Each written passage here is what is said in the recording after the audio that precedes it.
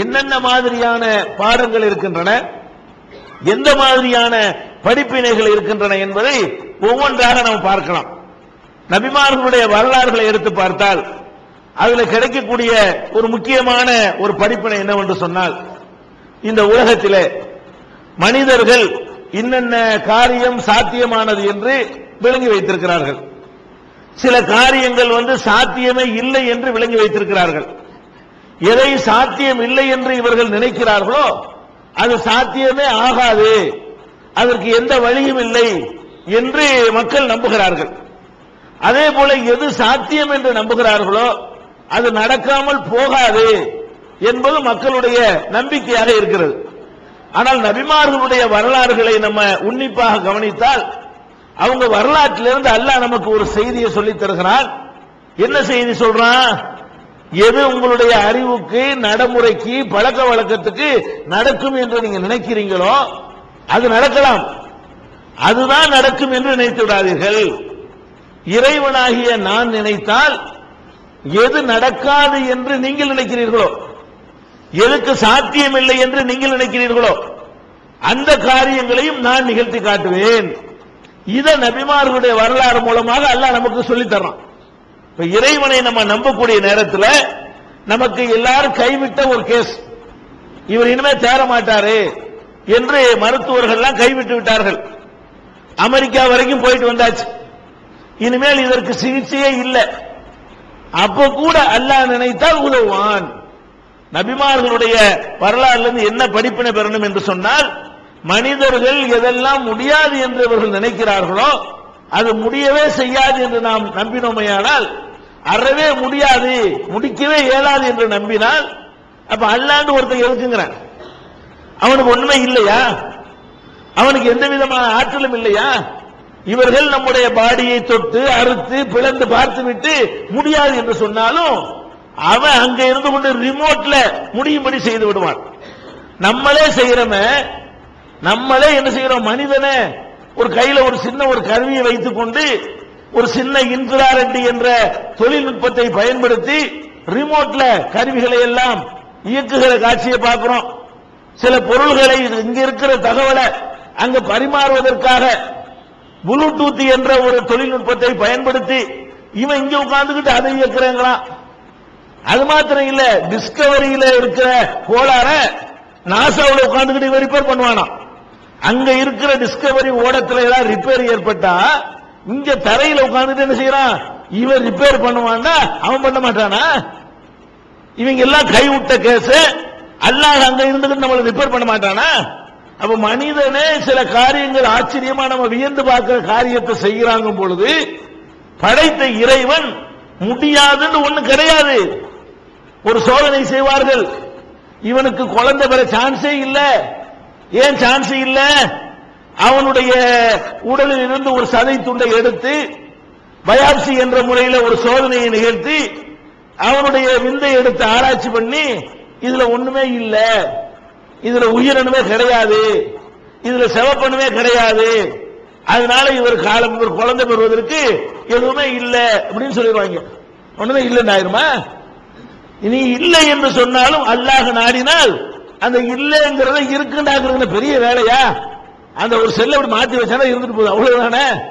அல்லாஹ் நாடினான் என்று சொன்னா ஒரு சின்ன சேஞ்ச் பண்ணி விட்டானா உடனே எல்லாம் சரியாகி போயிடும். அப்ப அல்லாஹ்வை பற்றி நம்ம எப்படி நம்பணும் என்பதற்கு நபிமார்களுடைய வரலாறுகள் இந்த மாதிரி பாடத்தை நிறைய சொல்லி தர்றான். எப்படி எல்லாம் சொல்றான்? இது மாதிரி பாடங்கள் உள்ள சம்பவங்களே பாருங்களேன். மூசா நபி அவர்கள் ஃபிரௌனிடத்தில் சத்தியத்தை சொல்றாங்க, அவன் ஏற்கிறதுக்கு மறுக்கிறான்.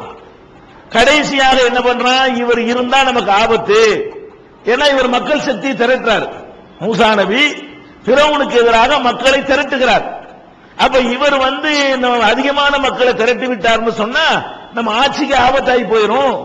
அப்படிங்கிறதுக்காக மூசா நபியை அழிப்பதற்கு அவன் திட்டமிட்டு படைகளை அனுப்புகிறான். இதை அறிந்து கொண்ட மூசா நபி ஓடுகிறார்கள், ஊரை விட்டு ஓடுகிறார்கள். எதை நினைத்துக் கொண்டு ஓடுகிறார்கள்?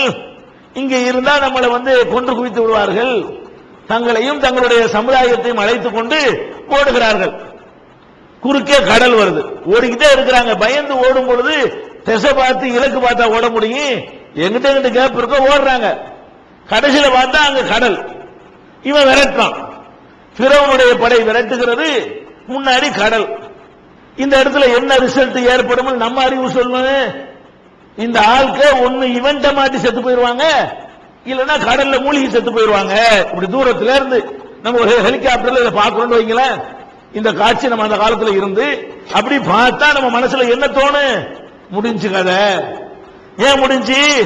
இங்க பயங்கரமான படையோட இவன் வர்றான், இந்த பக்கத்துல வந்து கடல் இருக்கிறது, கடல்ல இறங்கினாலும் கதை முடிஞ்சிச்சு, நின்றாலும் கதை முடிஞ்சிருச்சு.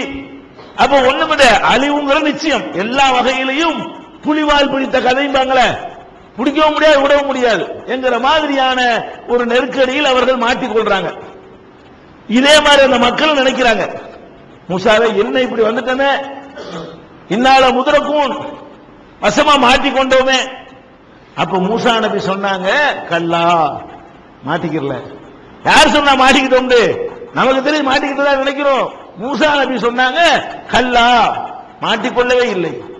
இன்னமாயி ரப்பி சயஹதீன், என்னோட என் இறைவன் இருக்கிறான், வழிகாட்டுவான். வழியே இல்லைன்னு நினைக்கிறீங்கல்ல, இங்கேயும் வழிகாட்டுவான். தப்பிக்க ஒரு முகாந்திரமும் போக்கும் இல்லைன்னு நினைக்கிறீங்களே, இங்கேயும் போக்கை உங்களுக்கு காட்டுவான் என்று நம்பிக்கையோடு அவர்கள் சொன்னார்கள். காட்டினானா இல்லையா? கடல் புழக்குமா? தண்ணி ரெண்டா பிறந்து நிக்குமா? பாறை மாதிரி மலை மாதிரி நிக்குமா? நடுவில் ஒரு பெரிய பாதை உண்டாகுமா? உண்டாகுத. மூசா நபி அவர்களை காப்பாற்றுவதற்காக எந்த கடல் மனுஷனை வந்து அழித்து நாசமாக்கி விடுமோ அவ்வளவு பெரிய ஆழமான ஆழ்கடலை ரெண்டா அப்படி விலக்கி வச்சு நடுவில் பாதை ஏற்படுத்தி தப்பிச்சு ஓடுங்கிறான். மூசா நபி அவர்கள் தன்னுடைய சமுதாயத்தோடு தப்பித்து ஓடி அந்த கரையை அடைகிறார்கள். இவங்க உள்ள வந்துகிட்டு இருக்கான், மூழ்கடிக்கப்பட்டு விட்டார்கள். அந்த அல்லாஹ் கடலுக்கு போட்ட கட்டளையை விலக்கிக் கொள்கிறார். அப்ப எந்த தண்ணீர் தனித்து விலகி நிற்காதோ, தண்ணீருடைய தன்மை என்ன? அது புவியீர்ப்பு சக்தியின் காரணமாக அது இழுக்கப்பட்டுக்கிட்டே இருக்கும். கேப்லாம் விட முடியாது. ஒரே இழுப்புல பூமி இழுத்துரும். தனியா அறுத்து வைக்கல, அல்வா வெட்டி வைக்கிற மாதிரி ரெண்டா வெட்டி வைக்க முடியுமா? அப்படி வெட்டி வச்சானுங்க. அல்லாஹ் இந்த பிரெட் அறுத்து ரெண்டு துண்டா வைக்குவோமே, அந்த மாதிரில தண்ணி அறுத்து வச்சுட்டான். அறுத்து வேலைக்கு காப்பாத்தினா இல்லையா? அப்ப இந்த வரலாறில் என்ன பாடம் படிக்கணும்? நமக்கு நடக்கவே இயலாது என்ற ஒரு துன்பம் வந்து விட்டாலும், அட எய்ட்ஸே வந்துருச்சு, மருந்து இல்லைங்கிறான், அது நீரிழிவு முத்தி போய் இன்சுலின் போடுறதெல்லாம் தாண்டி கிட்னியே ஃபெயிலு, முடிஞ்சு போச்சு. கிட்னி போன பிறகு வாழ வேணுமா என்கிற ஒரு நிலைமை. எந்த நம்பிக்கைக்கு வருவோம் நம்ம? முடிஞ்சிருச்சு. ஏன் முடிஞ்சிருச்சுங்கிறீங்க? என் படைச்ச இறைவன் ஒரு மனுவை போட வேண்டியதானே? என் மூசா நபி எப்படி ரெண்டா குழந்தை கடலை காப்பாத்தின அல்லாவுக்கு இது ஒரு பெரிய வேலையா?